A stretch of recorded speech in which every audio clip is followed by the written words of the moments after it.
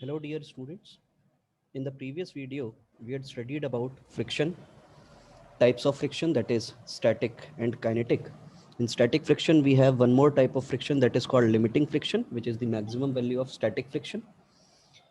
After that, we had studied that how to apply the formula for static friction, kinetic friction. In that video, we had also studied about angle of repose and angle of friction. Today, we are going to study that pulling or pushing. There are two kind of factors, pulling and pushing. We'll come to know that which one will be easier. Pulling is easier or pushing is easier. After that, we'll see the centripetal force. What is centripetal force? And thereafter, we'll see the motion of the car on a level road and on a banked road. So here is our first topic, that is which is easier, pulling or pushing a body. First of all, I just want to tell you that now in our free body diagram we'll have one more force, that is frictional force, if it is mentioned in the question that friction is available between the contact surface of the two body. And we also know that friction always acts in the opposite direction of the force applied. And the most important thing is friction depends upon the normal reaction, as friction is directly proportional to normal reaction. This is frictional force, and the formula for friction is mu into n. Now, in laws of motion, we have solved so many problems related to connected motion, and in those problems we were not having any kind of role of normal reaction. But now we have to assume the normal reaction also, because normal reaction is only helpful to find the frictional force. So suppose here is one body of mass m, and I am pulling this body with a force F. There is another case in which I am pushing this body. This is pushing at certain angle. Suppose here we have angle theta with it. So it will have two component, that is F cos theta will be here, and in the upward direction we'll have F sin theta, right? Here mg will be acting in the downward direction, and in the upward direction we'll have normal reaction. And there will be a frictional force which is acting in the opposite direction, because your applied force is in the right direction. So here you'll get a frictional force. Now, to find the frictional force, I need to find the normal reaction. So if I'll find the normal reaction over here, what I have to do is upward force must be equal to the downward force. That is the only reason why this block is staying in contact with the surface. If upward force is greater, that means the body will move in the air, and if downward force is greater, that means the body will be inside the ground.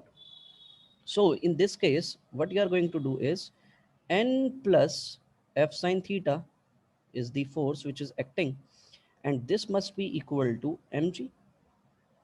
So here normal reaction is mg minus F sin theta, right? In this case, if I'll find the normal reaction, so how I can find the normal reaction? See, this angle is theta. So here this is a vector. So if I'll draw a parallelogram law, that means two component must break in this direction. So here I'll get F, this force is F. Here I'll get this angle is theta, that means this angle is also theta. So here I'll get F cos theta, and in the downward direction I'll get F sin theta, right? Mg will be acting in the downward direction, and normal reaction will be in the upward direction. Again, I have to apply upward force must be equal to downward force. So N will be equal to F sin theta plus mg.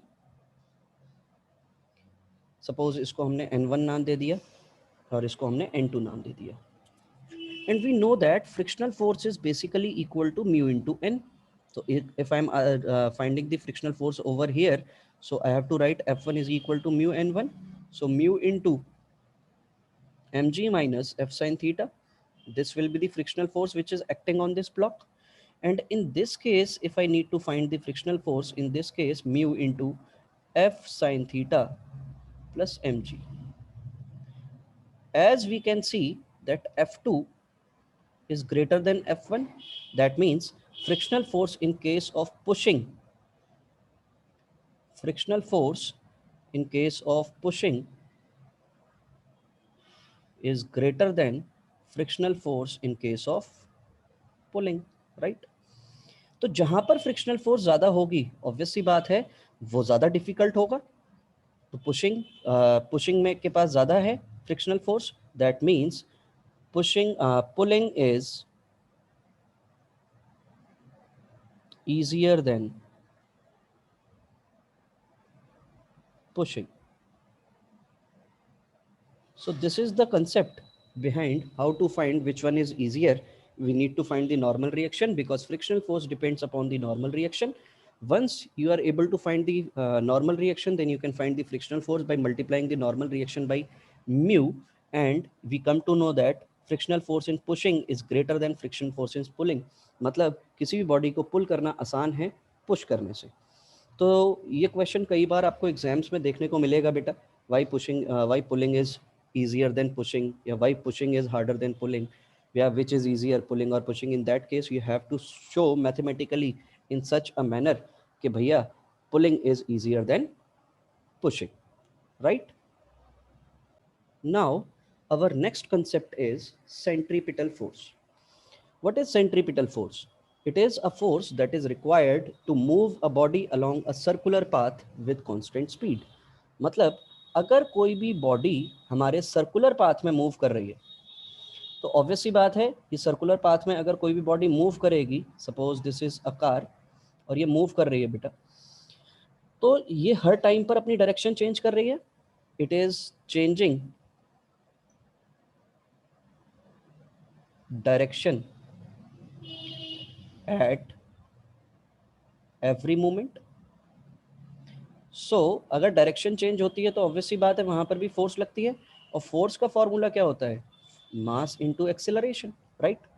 तो अगर कोई भी body मेरी एक circular motion में अगर move कर रही होगी, तो in that case what I have to see is कि अगर यहाँ पर है कोई भी बॉडी तो ये इसी डायरेक्शन में मूव कर रही होगी, यहाँ पर है इसी डायरेक्शन में मूव कर रही होगी.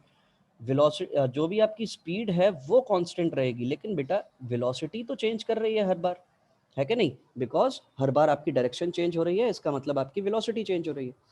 और अगर ये वेलोसिटी चेंज हो रही है, in that case you will find a force acting in the inward direction. किस डायरेक्शन में? इनवर्ट डायरेक्शन में. और इसी इनवर्ट डायरेक्शन की फोर्स को हम क्या बोलते हैं? इसी इनवर्ट डायरेक्शन की फोर्स को हम सेंट्रीपिटल फोर्स बोलते हैं, मतलब एफसी नाम दे देंगे उसको. तो एक और इंपॉर्टेंट बात हमें पता चली कि centripetal force always acts in the radial direction. किस डायरेक्शन में लगेगी? हमेशा रेडियल डायरेक्शन में लगेगी. तो एक और फोर्स आ गई. देखो बेटा अभी तक हमारे पास सिर्फ force F is equal to ma हुआ करती थी, उसके बाद हमने एक और नई तरीके की फोर्स पढ़ी, that is called frictional force. एक हमने नॉर्मल फोर्स भी पढ़ी जो कॉन्टैक्ट की वजह से लगती है. नॉर्मल फोर्स, फ्रिक्शनल फोर्स दोनों ही आपकी कॉन्टैक्ट फोर्सेज हैं. एक और नई तरीके की फोर्स आ गई कि अगर बॉडी सर्कुलर मोशन में मूव कर रही है, in that case also you will find a centripetal force acting on it.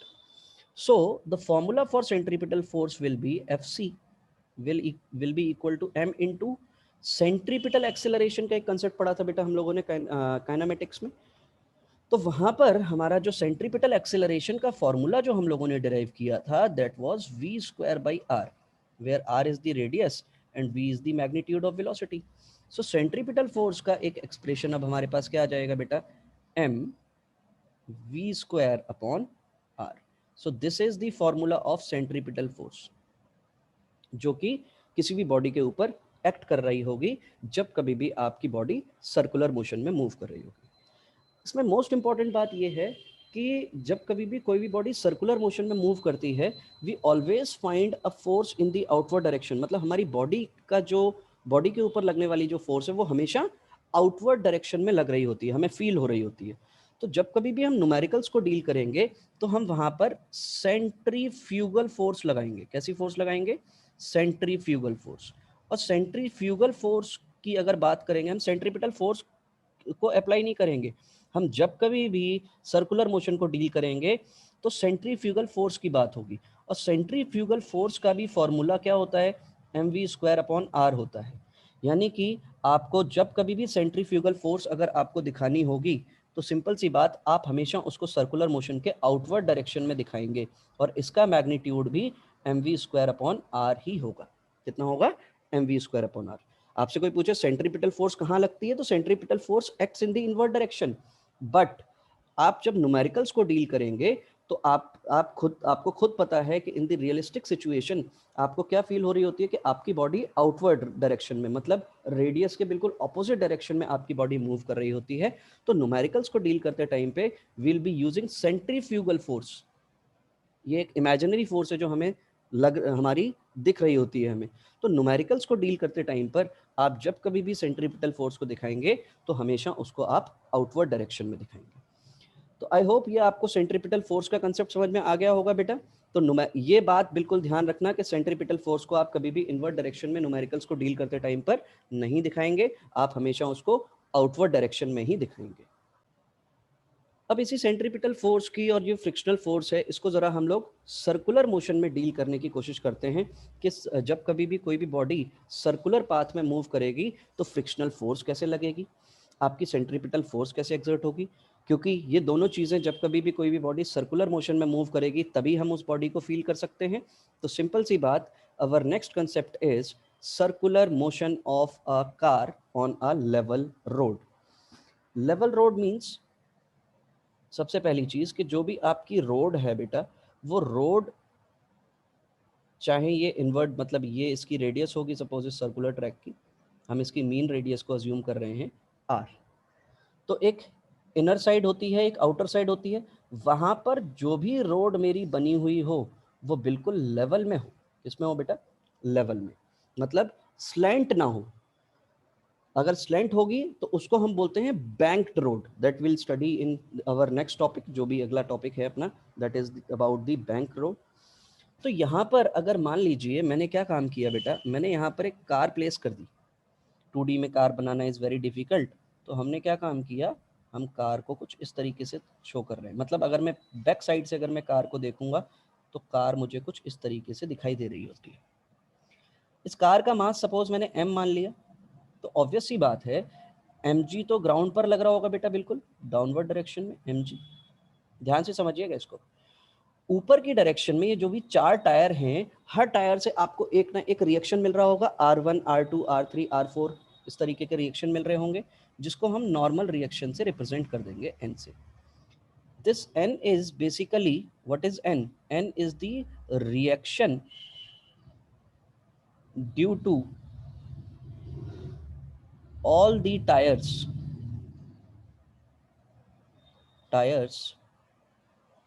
in contact। ठीक बात हो गई।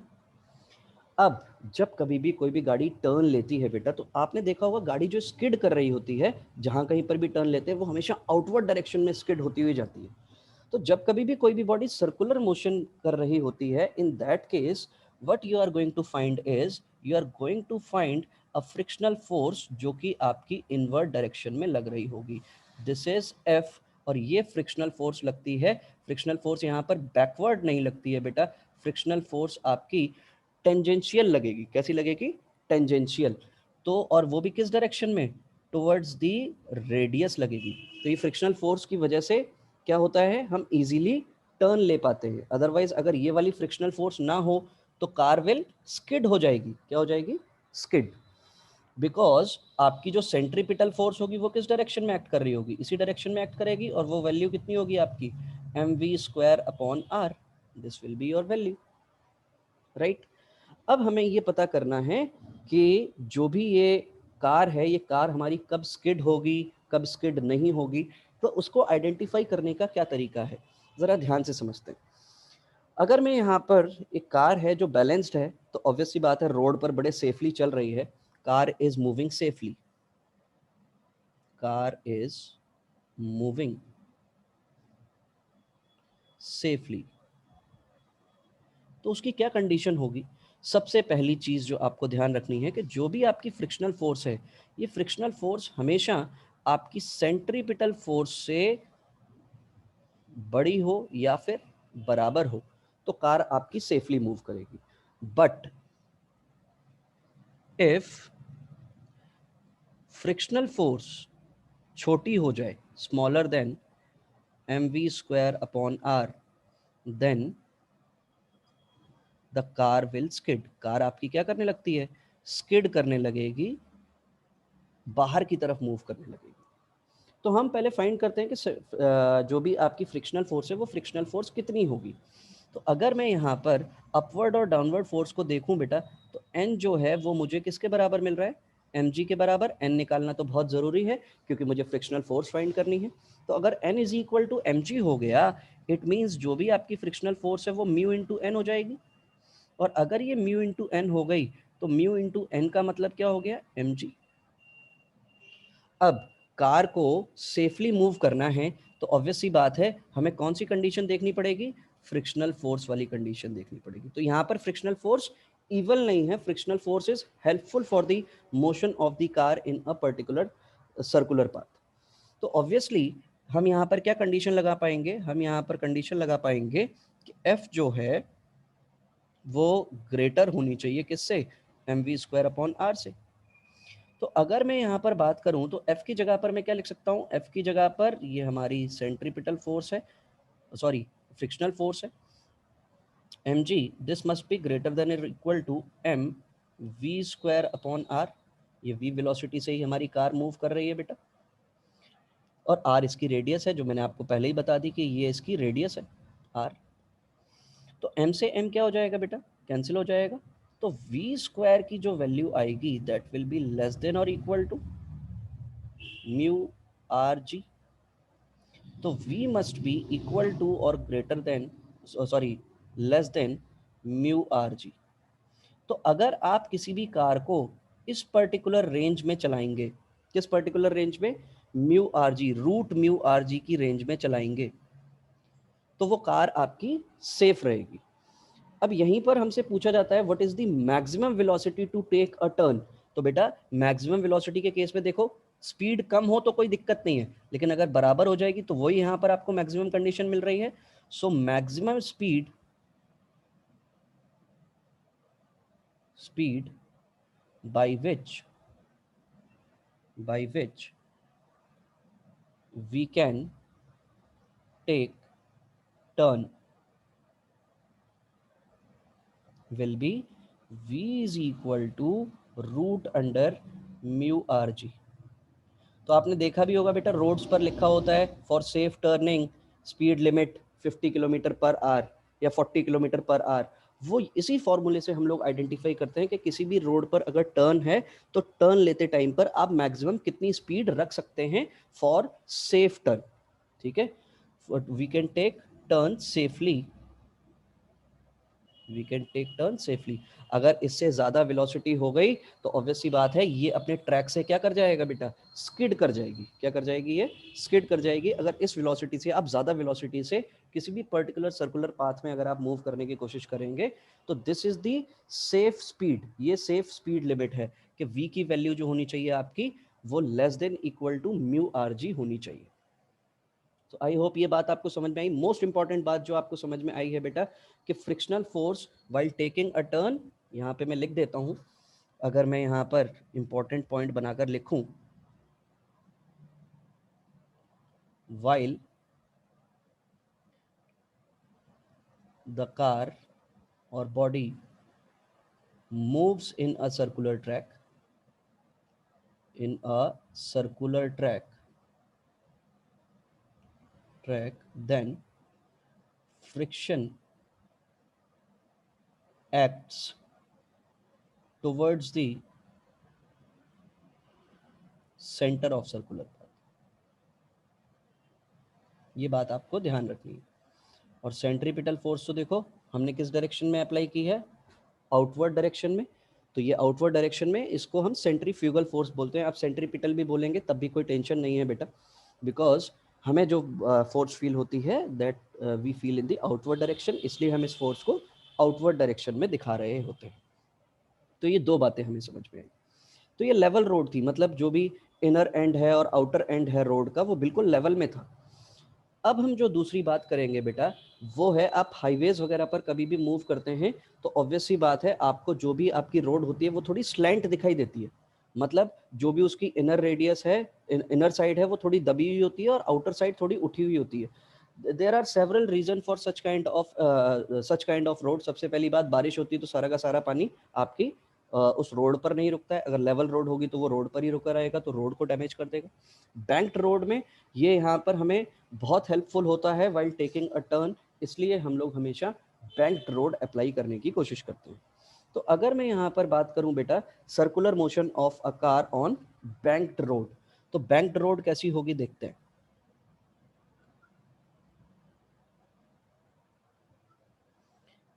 ये एक रोड है और ये रोड जो है ये लेवल नहीं है, इस बार एक पर्टिकुलर टर्न है थीटा का, मतलब ये आउटर वाला जो पोर्शन है ये लिफ्टेड है and this is called banking of road.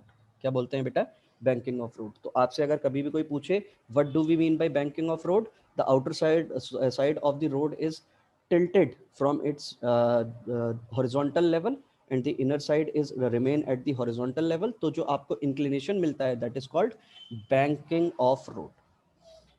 तो अगर मैं यहाँ पर अब इस तरीके की रोड पर जो आप टर्न लेते टाइम पर, अब आपको हर जगह पर रोड कैसी मिलेगी, इसी तरीके से इंक्लाइंड मिलेगी।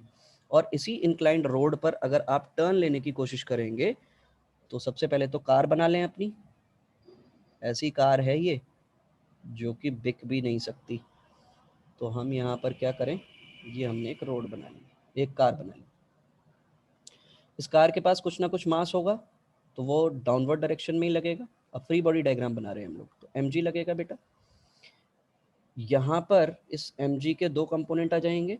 एक आ जाएगा आपका mg cos थीटा जो कि बिल्कुल इसके नॉर्मल होगा आपकी साइड के, ये एंगल भी आपका थीटा हुआ करता है। और एक जो आपको फोर्स दिखाई देगी वो इस डायरेक्शन में दिखाई देगी, और वो फोर्स कितनी दिखाई देगी आपको, mg sin थीटा, राइट। एक नॉर्मल रिएक्शन दिखाई देगा, और नॉर्मल रिएक्शन हमेशा जो भी कॉन्टैक्ट सरफेस होता है उसके हमेशा परपेंडिकुलर होता है। कैसा होता है बेटा, परपेंडिकुलर।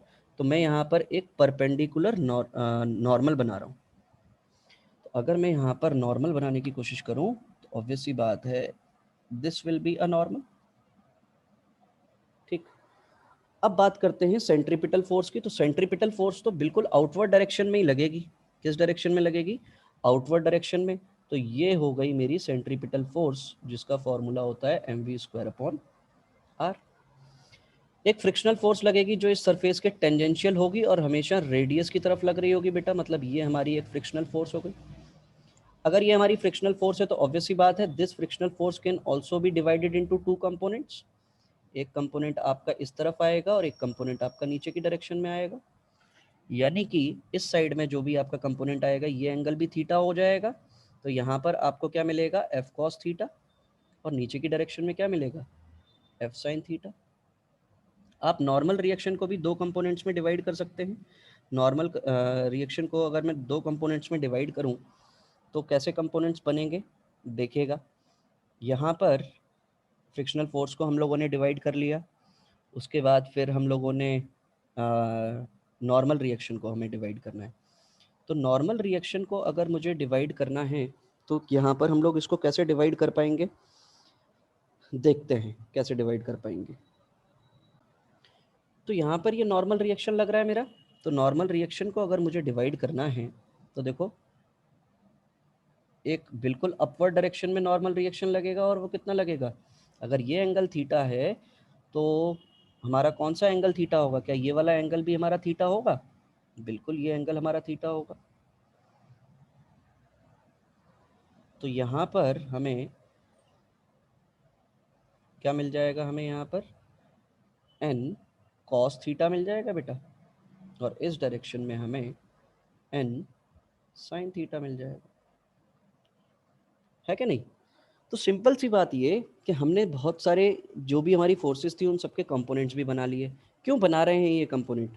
बेटा कोई भी चीज़ लेवल रोड पर कब तक काम करेगी? जब तक उसका mg बैलेंस रहे और ये सेंट्रीपिटल फोर्स बैलेंस रहे, तो वो सेफली चलते रहेगी। तो अगर हम यहाँ पर देखें, upward force must be equal to downward force, और यहाँ पर अगर हम अपवर्ड फोर्स की बात करें तो अपवर्ड फोर्स कौन सी है बेटा? यही वाली फोर्स है जो अपवर्ड डायरेक्शन में लग रही है, और डाउनवर्ड डायरेक्शन में exactly in the downward direction यही वाली फोर्स लग रही है, तभी तो ये mg हमारा बैलेंस्ड है। यहाँ पर अगर हम बात करें तो ये mv स्क्वायर अपॉन r है, और यहाँ पर जो हमारी लगने वाली जो दो फोर्सेज हैं वो ये दोनों फोर्स हैं जो कि mv स्क्वायर अपॉन r को बैलेंस कर रही हैं। इक्वेशन बना लेते हैं भैया। तो इक्वेशन अगर मैं यहाँ पर बनाऊंगा तो देखो क्या बन जाएगी, n cos theta is equal to mg plus f sin theta, यही बात करेंगे हम लोग। तो यहाँ पर अगर मैं ध्यान से देखूं तो f जो है वो f हमारा किसके बराबर होता है? f हमारा म्यू इंटू एन के बराबर होता है, ऐसे ही होता है। तो उसको हम लोग देख लेंगे अभी। ये हमारी पहली इक्वेशन आ गई। सेकंड इक्वेशन की अगर मैं बात करूं तो second equation will be n sin theta plus f cos theta, and this must be equal to mv square upon r के बराबर होगा।